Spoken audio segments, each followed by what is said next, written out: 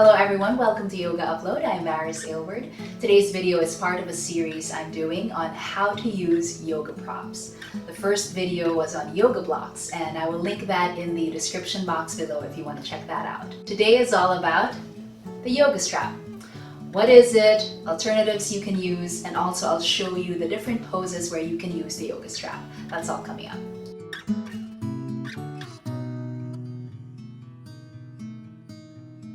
The yoga strap is a wonderful prop, and I just want to emphasize that using a yoga strap, or any prop for that matter, it's not just for beginners, although beginners certainly have great use for it.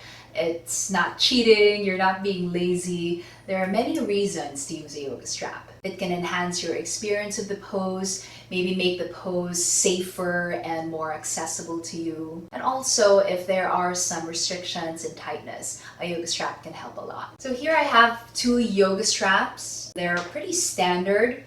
The width of a yoga strap is about 1.5 inches, and both of these yoga straps are 6 feet long. Now, if you are taller or there's more tightness or restriction in the body, you might want a longer strap. They sell them in 8 feet long and 10 feet long yoga straps. Most yoga straps you'll find are going to be made of 100% cotton. The material is very durable and machine washable.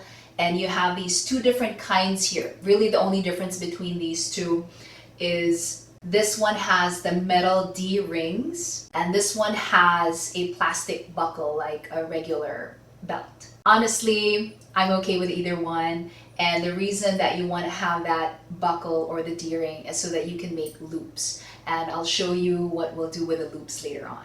Now, a yoga strap is pretty affordable. I remember I bought this from Target, I think many years ago, as part of a set, strap into yoga blocks, and the whole thing cost maybe $11 or $12. This one I bought online from Gaian, and a lot of the yoga straps you'll find online, whether it's on a specific yoga website or just on Amazon, it's going to be around $5 to $10. If you don't have a yoga strap at home or don't want to spend the money to buy one, you can use just any regular belt that you have. So it might not be as comfortable as this material, but it'll do. You can also use any gym towel or small towel that you have that you use for working out. And some yoga mats, when you buy them, they come with a carrying strap, and it's usually a similar material to your yoga strap, so you can use that as a prop as well. There are many reasons why a yoga strap can be helpful for you in some of your yoga postures. First, it gives you longer arms or longer limbs, so to speak. So for example, in a seated forward fold, without a strap, you're struggling to reach the feet, you're rounding your back. So it's better to have a strap, loop it behind the arches or the balls of the feet. So here you can keep the length of your spine, fold forward at any amount. You can relax the shoulders. You're not struggling to reach the legs or the feet. Same goes for your Janu Shirshasana. Instead of rounding your back in an effort to reach the toes, which is not the point anyway, you want to feel that lengthening in the back of your legs and keep the spine tall. Wrap the strap behind the arch of your foot, or you can use a loop so that it fits around the foot. Your longer arms are also helpful in some of the reclining postures. For example, in your pigeon on your back, if there's tightness in the hips or the glutes, you might struggle to bring your thigh in towards the chest.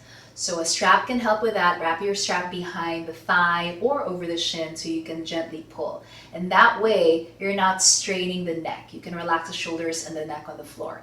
Same thing with your reclining hand to big toe or any of your reclining leg stretches. Instead of reaching up to reach the leg or the foot, you have your strap there. You can relax your shoulders and really concentrate on the lengthening in the back of your leg. And you have the option to use the loop again in this one.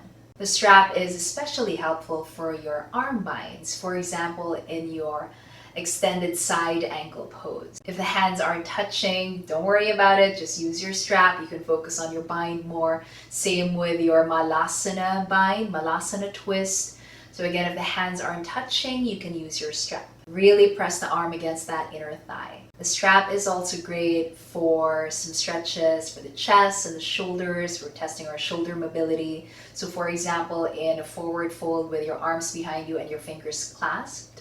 I find some of my students struggle with this. It might be the wrists don't feel good, the elbows or the shoulders. So instead of interlacing the fingers behind you, you can have a strap.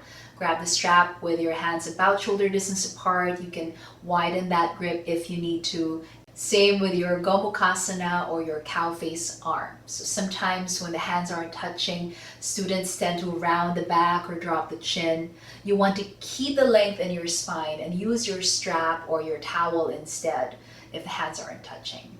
Now, using the strap doesn't mean there is a limitation of any kind. Sometimes you use the strap just to enhance how you feel in the pose. For example, I like to do this stretch for the chest and the shoulders.